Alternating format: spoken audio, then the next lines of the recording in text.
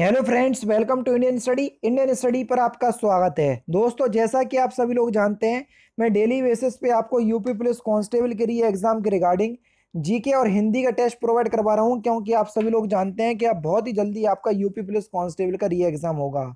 तो उसी की डेट को ध्यान में रखते हुए या एग्ज़ाम को ध्यान में रखते हुए मैं जीके का टेस्ट लेकर के आया हूँ, जो कि आपके एग्ज़ाम के लिए बेहद इंपॉर्टेंट है। टाइम को ना वेस्ट करते हुए हम पहले क्वेश्चन की तरफ बढ़ते हैं कि निम्नलिखित में से भारत का सबसे पूर्वी राज्य कौन सा है। तो दोस्तों, अगर हम बात करें भारत के सबसे पूर्वी राज्य की, तो भारत का जो सबसे पूर्वी राज्य है वो है आपका अरुणाचल प्रदेश। कौन सा दोस्तों? अरुणाचल प्रदेश। तीसरा ऑप्शन से यहाँ पर आपका बिल्कुल करेक्ट हो जाएगा। जबकि अगर हम गुजरात की बात करें तो गुजरात भारत का सबसे पश्चिमी राज्य है। वहीं अगर हम भारत के दक्षिणी राज्य की बात करें तो वह है आपका तमिलनाडु, तथा भारत की मुख्य भूमि का दक्षिणी छोर जो है वो कन्याकुमारी है। तो ये भी आपको पता होना चाहिए, क्योंकि ये इंपॉर्टेंट क्वेश्चंस हैं। नेक्स्ट क्वेश्चन दोस्तों आपके सामने, भारत में खनिजों का सबसे समृद्ध पठार कौन सा है? बढ़िया क्वेश्चन है, जल्दी से बताइए। भारत में खनिजों का जो सबसे समृद्ध पठार है वह है आपका छोटा नागपुर का पठार। इंपॉर्टेंट क्वेश्चन है, पहला ही ऑप्शन से यहाँ पर आपका बिल्कुल क्या हो जाएगा सर? करेक्ट हो जाएगा। भारत में उच्च तापमान तथा उच्च वर्षा वाले क्षेत्रों में किस मिट्टी का निर्माण होता है, यह आपसे पूछा गया है। तो भारत में उच्च तापमान तथा उच्च वर्षा वाले क्षेत्रों में किस मिट्टी का निर्माण होता है? तो यहाँ लेटराइट मिट्टी का निर्माण होता है। दूसरा ऑप्शन से यहाँ पर आपका बिल्कुल क्या हो जाएगा सर? करेक्ट हो जाएगा। कौन सा दोस्तों? दूसरा ऑप्शन से यहाँ पर आपका बिल्कुल करेक्ट हो जाएगा। धूपगढ़ चोटी जो निम्नलिखित राष्ट्रीय उद्यानों में से किस में स्थित है, ये आपसे पूछा गया है। धूपगढ़ चोटी, आप सभी को पता है कि धूपगढ़ चोटी जो है ये सतपुड़ा राष्ट्रीय उद्यान में स्थित है। कहाँ पर? सतपुड़ा राज्य उद्यान। यानी कि इस क्वेश्चन का पहला ही ऑप्शन से यहाँ पर आपका बिल्कुल क्या हो जाएगा सर? करेक्ट हो जाएगा। ठीक है। नेक्स्ट क्वेश्चन दोस्तों आपके सामने, कि अफ्रीका के कालाहारी मरुस्थल में कौन सी जनजाति पाई जाती है? कई बार आपके एग्जाम में पूछा गया। तो दोस्तों, अगर हम बात करें कि अफ्रीका के कालाहारी मरुस्थल में कौन सी जनजाति पाई जाती है, तो यहाँ पर आपका सही आंसर हो जाएगा आपका बुशमैन जनजाति। तीसरा ऑप्शन करेक्ट। अफ्रीका के कालाहारी मरुस्थल में बुशमैन व जुलू जनजाति पाई जाती हैं। नेक्स्ट क्वेश्चन के निम्नलिखित में से किन देशों के मध्य फर्क का विवाद है, ये आपसे पूछा गया है। जल्दी से बताइए, फर्क का विवाद किन दो देशों के मध्य है? तो यहाँ पर जो आपका सही आंसर हो जाएगा वह हो जाएगा आपका भारत और बांग्लादेश। पहला ऑप्शन करेक्ट।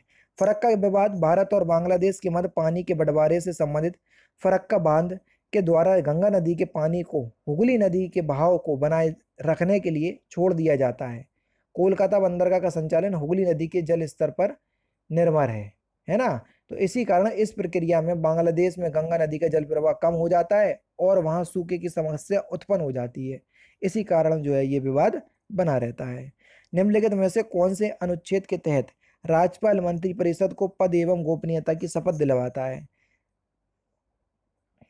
तो कौन से आर्टिकल के तहत? आर्टिकल 164 के पार्ट 3 के तहत। यानी कि दूसरा ऑप्शन बिल्कुल क्या हो जाएगा सर? करेक्ट हो जाएगा।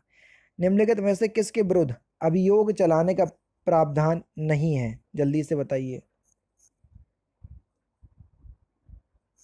तो निम्नलिखित में से किसके विरुद्ध अभियोग चलाने का प्रावधान नहीं है? राज्य के राज्यपाल के विरुद्ध। पहला ही ऑप्शन से यहाँ पर आपका बिल्कुल क्या हो जाएगा सर? करेक्ट हो जाएगा। संविधान की प्रस्तावना में कितने प्रकार की समानता का वर्णन किया गया है? तो संविधान की प्रस्तावना में कितने प्रकार की समानता का वर्णन किया गया है? दो प्रकार की समानता का वर्णन किया गया है। पहला ऑप्शन से यहाँ पर आपका बिल्कुल करेक्ट हो जाएगा। भारत के संविधान में दो प्रकार की समानता का वर्णन किया गया है। ये प्रतिष्ठा व अवसर की समानता है ना। तो बस पहला ही ऑप्शन करेक्ट। नैसर्गिक संसाधनों के प्रत्यक्ष दोहन द्वारा निर्मित वस्तुओं में परिवर्तन द्वारा नई वस्तुओं का उत्पादन किया जाता है। ऐसी वस्तुओं के उत्पादन में संलग्न संस्थागत संरचना को क्या कहते हैं?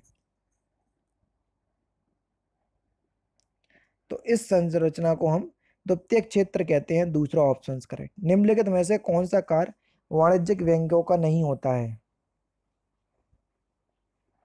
तो कौन सा कार्य वाणिज्यिक बैंकों का नहीं होता है? विदेशी विनिमय का नियंत्रण करना। चौथा ऑप्शन से यहाँ पर आपका बिल्कुल करेक्ट हो जाएगा।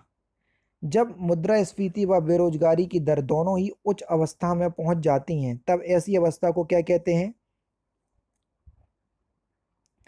तब ऐसी अवस्था को हम स्टैगफ्लेशन कहते हैं। पहला ऑप्शन करेक्ट। क्या कहते हैं? स्टैगफ्लेशन। भारत में बेरोजगारी के आंकड़े कौन जारी करता है, यह आपसे पूछा गया है। तो भारत में बेरोजगारी के अगर हम आंकड़ों की बात करें तो राष्ट्रीय सांख्यिकी संगठन यानी कि एनएसओ जारी करता है। दूसरा ऑप्शन यहाँ पर आपका बिल्कुल करेक्ट हो जाएगा। उत्तर प्रदेश का कौन सा जिला अनुसूचित जनजाति से रहित जिला है, यानी कि जहां पर अनुसूचित जनजाति के एक भी लोग जो है वो वहां पर निवास नहीं करते हैं। तो कौन सा जिला है? तो उत्तर प्रदेश का कौन सा जिला? एक तो है जालौन जिला और दूसरा है आपका अयोध्या जिला। ठीक है, तो यहाँ पर जो है ये अनुसूचित जनजाति के कोई भी लोग जो है वो निवास नहीं करते। तो पहला ऑप्शन से यहाँ पर आपका बिल्कुल करेक्ट। और अयोध्या आजकल बड़े चर्चे में भी है, क्योंकि आप सभी लोग जानते हैं कि अयोध्या के फैजाबाद में या फैजाबाद के अयोध्या में राम मंदिर का निर्माण किया गया, लेकिन बीजेपी वहाँ से इलेक्शन भी हार गई। उनकी अपनी वजह है, क्योंकि वहाँ के लोगों को काफ़ी ज़्यादा तकलीफ हुई, जिस वजह से उन्होंने वोट दे करके अपना बदला जो है वो जरूर निकाला। उत्तर प्रदेश में कृषि के बाद सर्वाधिक रोजगार देने वाला उद्योग कौन सा है? कृषि के बाद, तो उत्तर प्रदेश में कृषि के बाद सर्वाधिक रोजगार देने वाला उद्योग हथकरघा कुटीर उद्योग है। तीसरा ऑप्शन करेक्ट। उत्तर प्रदेश में पहला चलायमान ऊर्जा संयंत्र निम्नलिखित में से किस बांध पर बनाया गया? तो किस बांध पर बनाया गया? ये रिहंद बांध पर। चौथा ऑप्शन करेक्ट।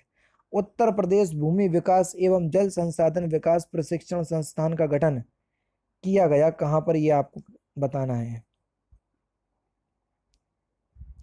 तो कहां पर किया गया?